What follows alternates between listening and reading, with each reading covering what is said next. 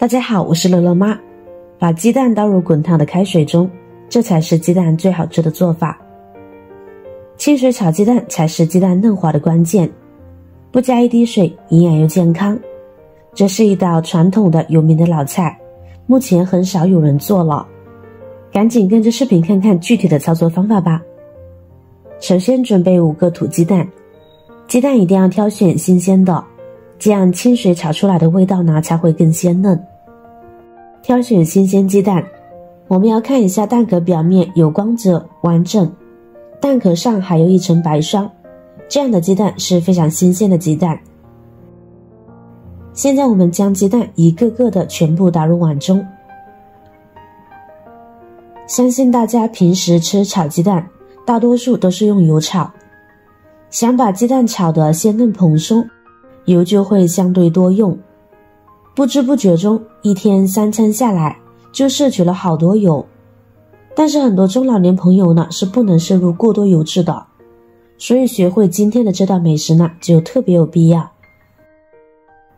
接下来我们再准备一把小葱，对半切开，直接切成葱花。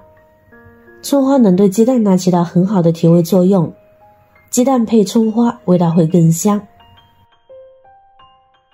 切好呢，给它加入鸡蛋中，跟着加入1小时盐增加底味，一点点的白醋去腥增香，然后用筷子将蛋液打散。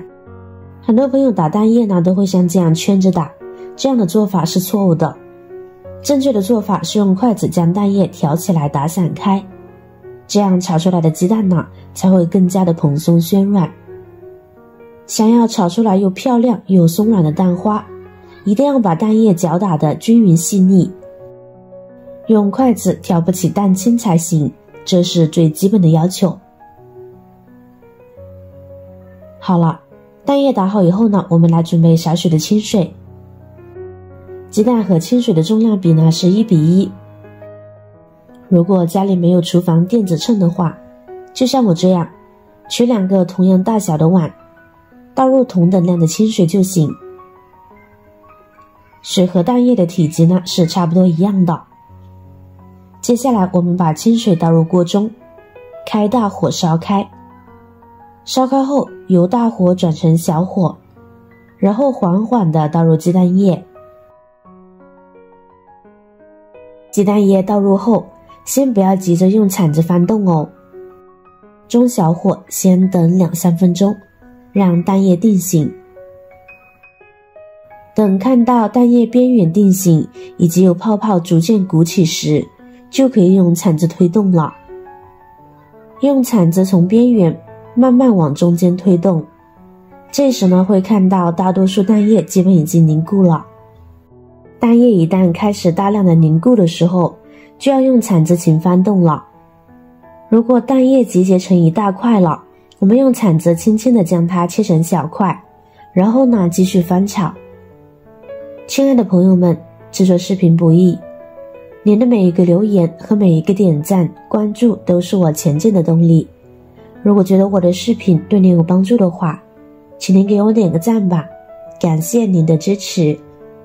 一直翻炒，炒到水由浑浊变得清澈时，鸡蛋呢也就大块大块的了。炒成这样呢就可以出锅了。